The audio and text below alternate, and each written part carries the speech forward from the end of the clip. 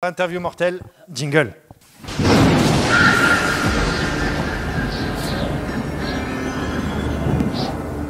Pourquoi j'ai dit Faf. Est-ce que tu penses souvent à la mort? Ça m'arrive. Souvent, non, pas souvent, mais ouais, ça m'arrive, bien sûr, comme tout le monde.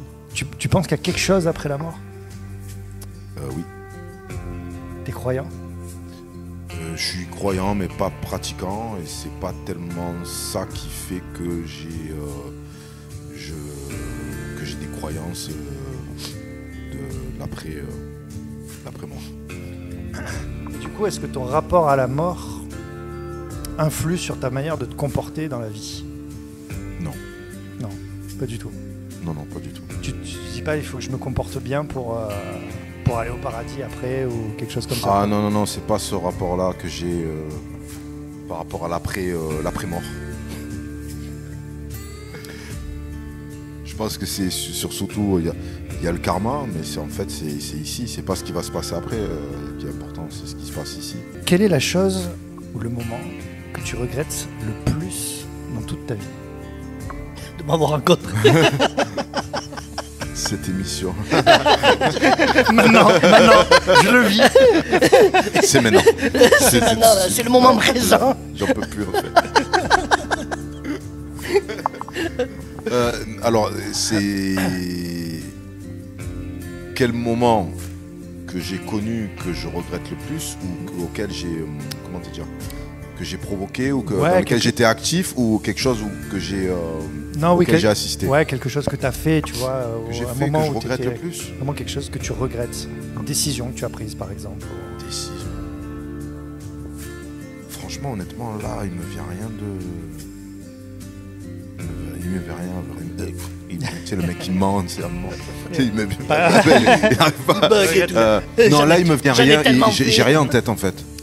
Tu t'es jamais mal comporté avec quelqu'un par exemple? Si, sûrement, plein de fois. Mais, avec moi plein de fois, mais je regrette pas. La prochaine musique, je regrette pas.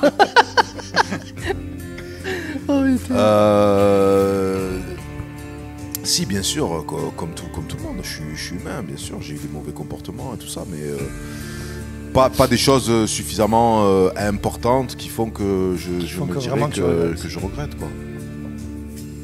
Là, maintenant, attention, quand je réponds, c'est à l'instant T. Autant dans une heure, je vais me dire, oh putain, tu vas penser à un truc. J'ai pensé qu'à ça, en fait. Il y a plein de moments qui vont remonter. La question, c'est là. Ah ouais, il y avait ça. Ah putain, j'ai oublié ça. Ce soir, tu vas être dans le lit, écoute, tu vas passer à la question de Mathias, et merde, je dors plus. Ça peut, tu vois, ça peut être une toujours décision de carrière instantané, aussi, tu vois, ça peut être une décision de carrière, ça peut être plein de choses. Non, si tu veux, après, c'est-à-dire que même des mauvaises décisions, après avec le recul, avec le temps, quand tu regardes en arrière, tu te rends compte toujours que il y a toujours eu des conséquences.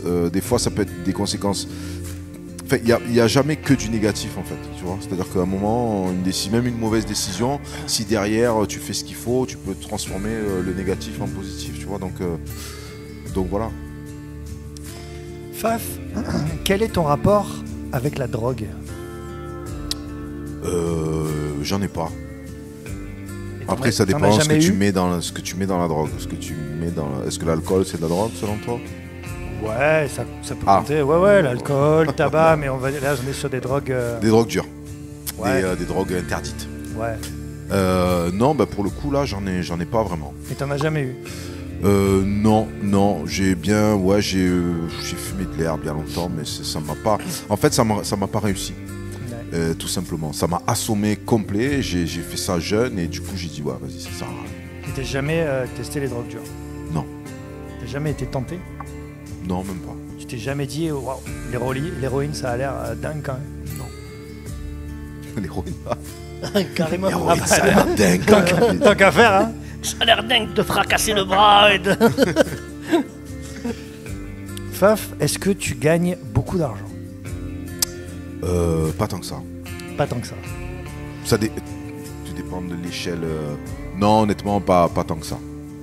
C'est difficile pour toi de parler d'argent ou pas? Oui et non, jusqu'à un certain point.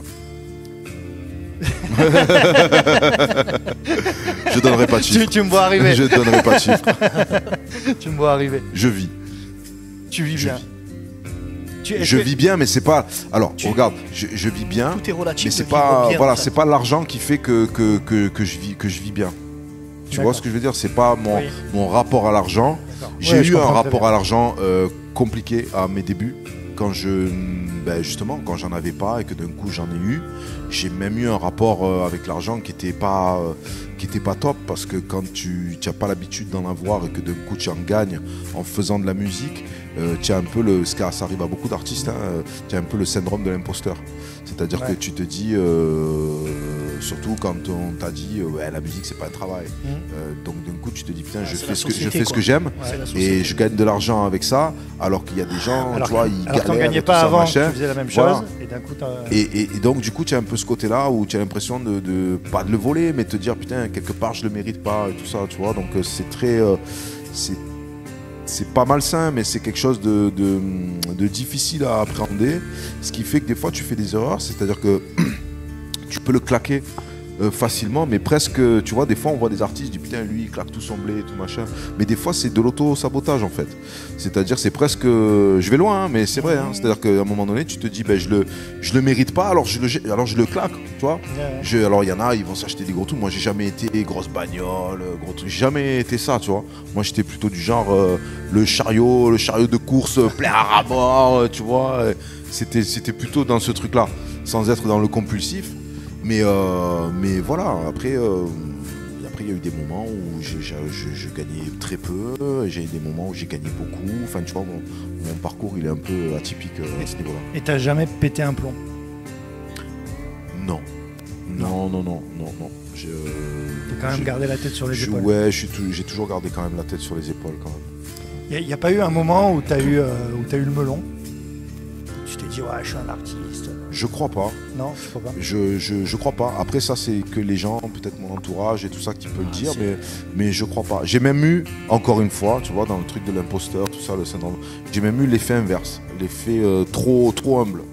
Dans ce métier-là, à des moments, il faut quand même être aussi fier de ce que tu as fait et assumer qui tu es en tant qu'artiste et ton travail, tu vois. Et moi, j'ai eu une période de tendance un peu à sous-évaluer le truc, tu vois. Donc il a fallu faire un rééquilibrage là-dessus. quand même. C'est ce qui t'a permis peut-être de rester qui tu es aujourd'hui. Qui Tu vois c'est ce que je veux te dire? Je sais pas. Il intervient dans l'interview mortelle.